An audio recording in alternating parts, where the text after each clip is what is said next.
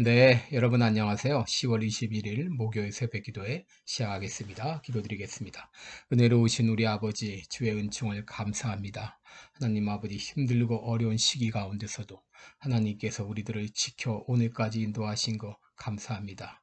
언제 우리의 생명이 끝날지 알지 못하지만 그 순간까지 주의 영광 위에서 하루하루 힘있게 살아가기를 원합니다.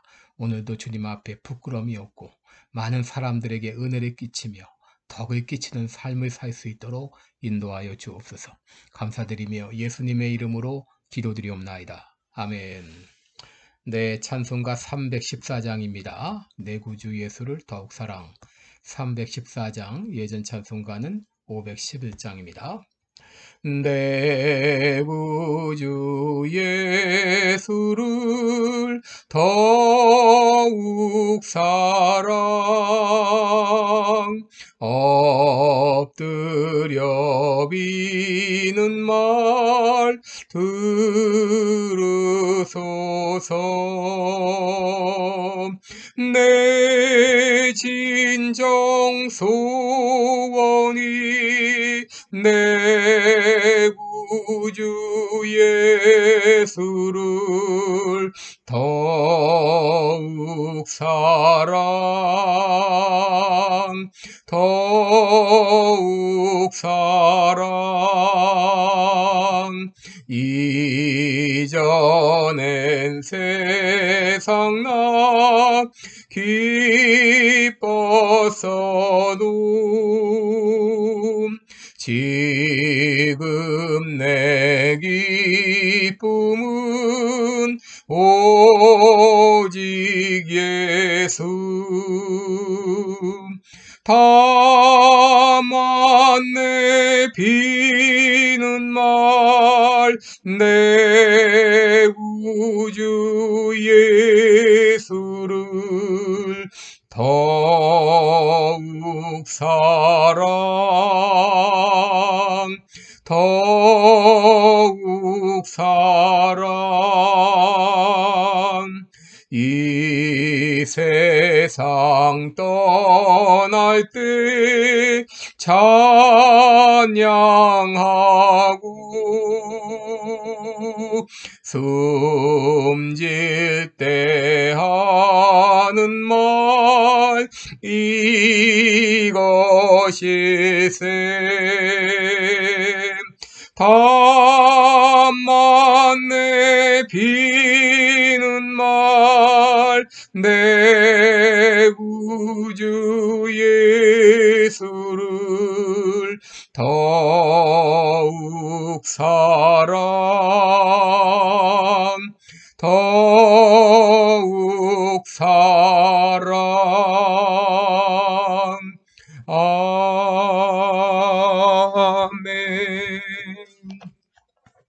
네, 우리 오늘은 로마서 12장 14절 한 절만 봉독해 드립니다.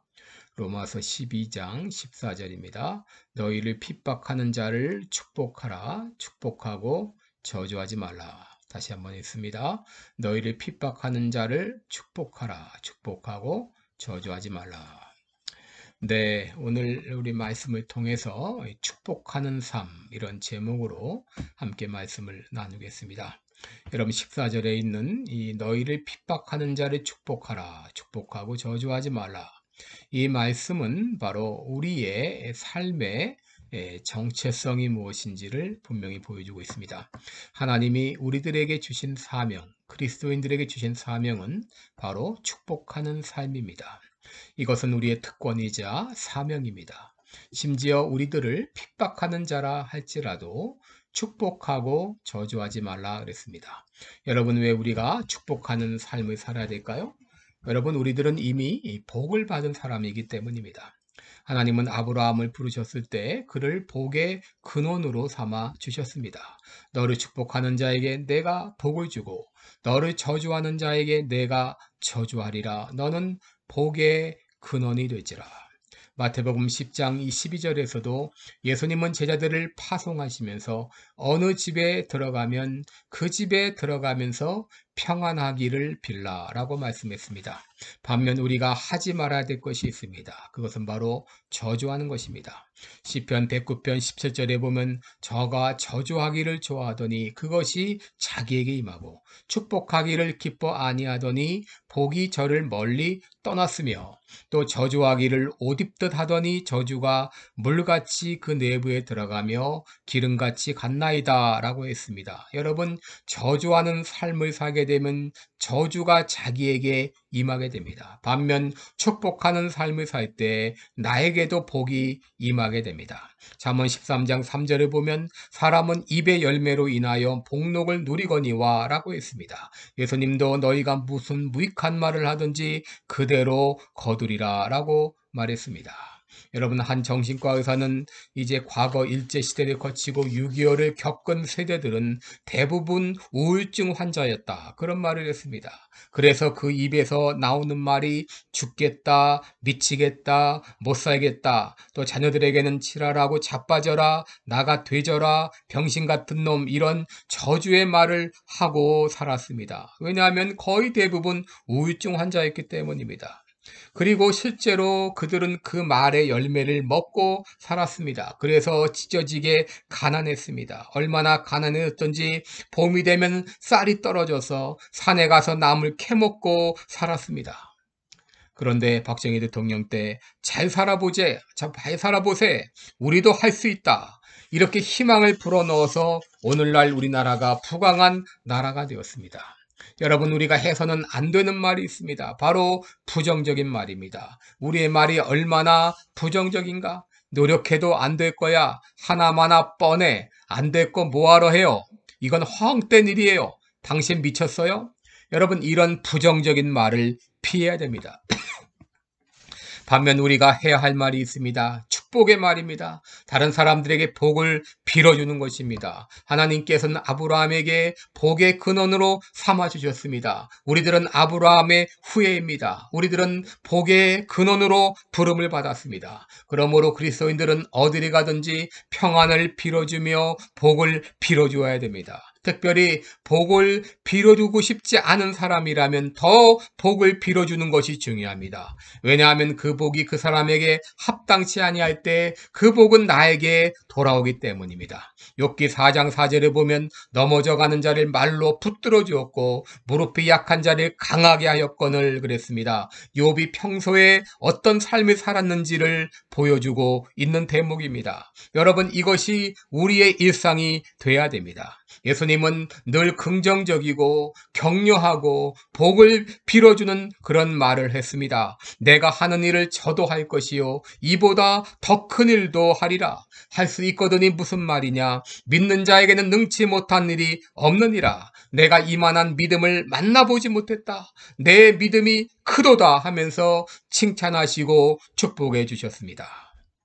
뉴잉글랜드에 한 대학 교수가 있었는데 그는 재직 당시 학생들은 물론 동료 교수들에게도 가장 뛰어난 교수로 평가를 받은 사람이었습니다. 그가 은퇴하게 되었을 때 학교에서 그를 위한 피로연을 열어주었습니다. 그때 사람들은 물었습니다. 당신이 가장 뛰어난 교수로 평가받게 된 비결이 무엇입니까?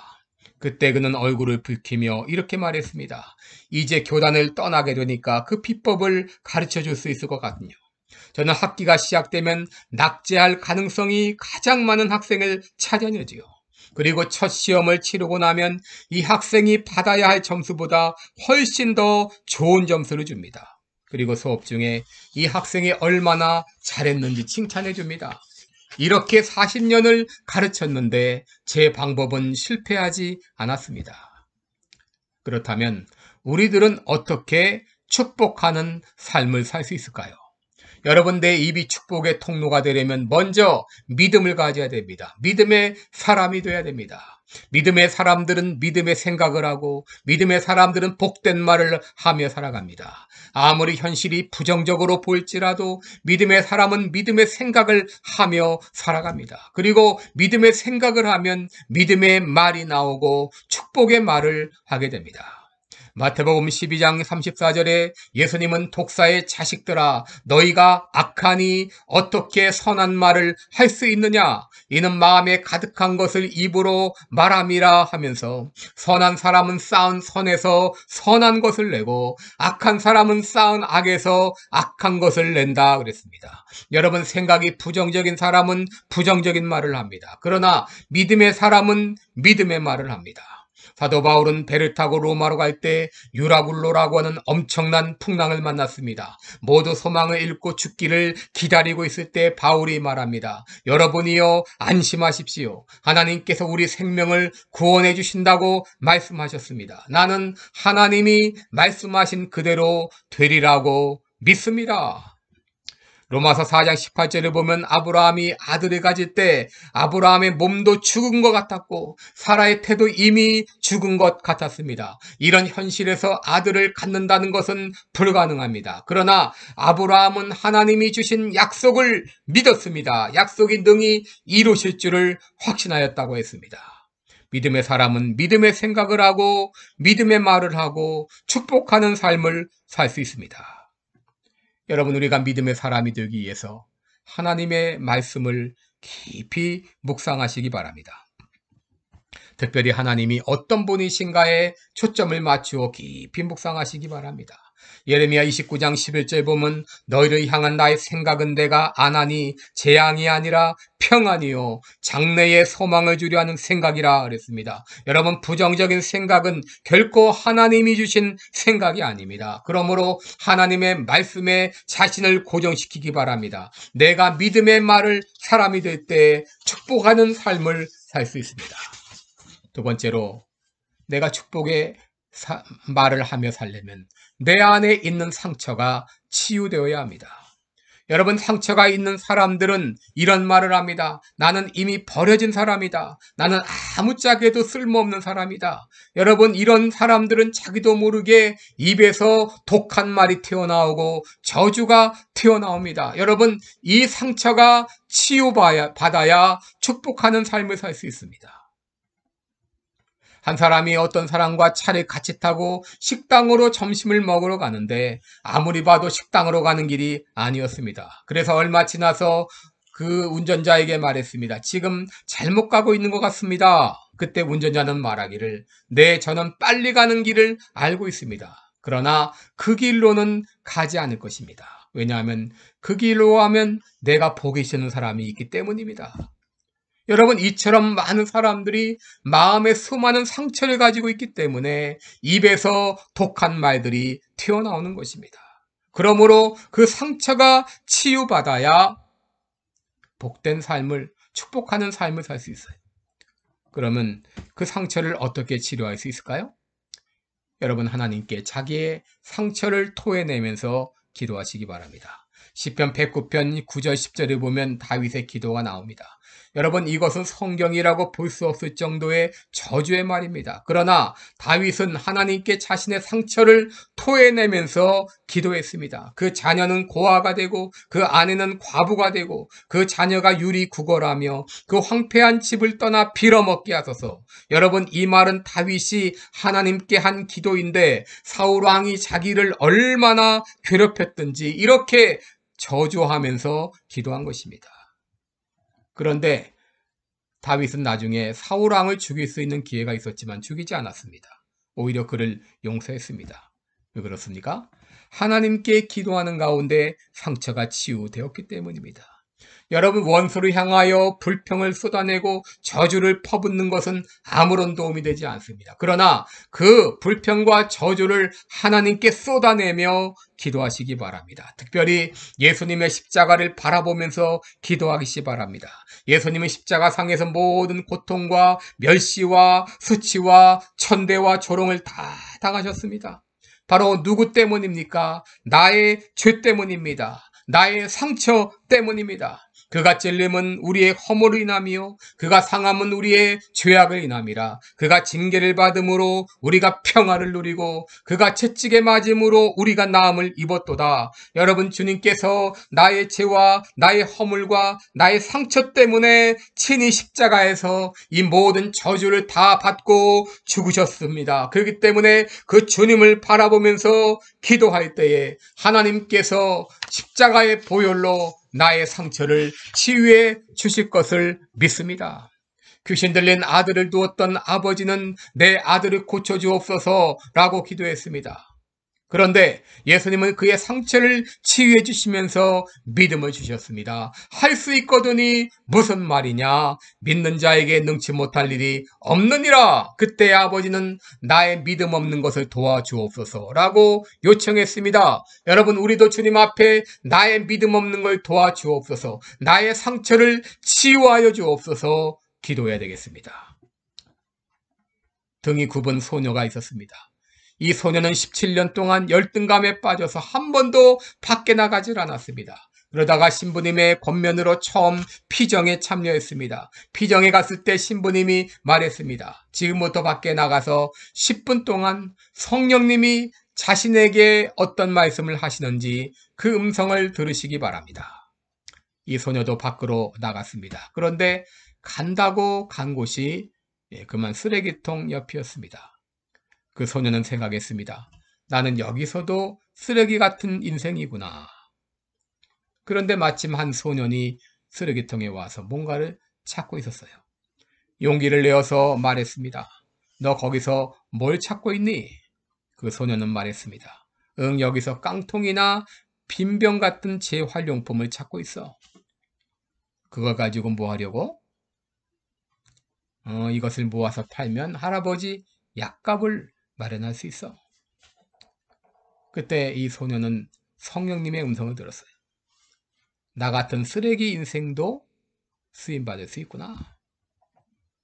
이후 그는 양론에 가서 할아버지 할머니들을 수발하는 그런 봉사를 했다고 합니다.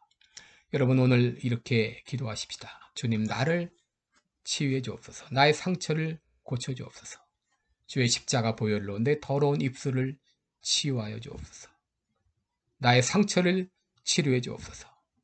그래서 내 입에서 저주의 말이 아니라 축복하는 말이 터져 나오게 하옵소서.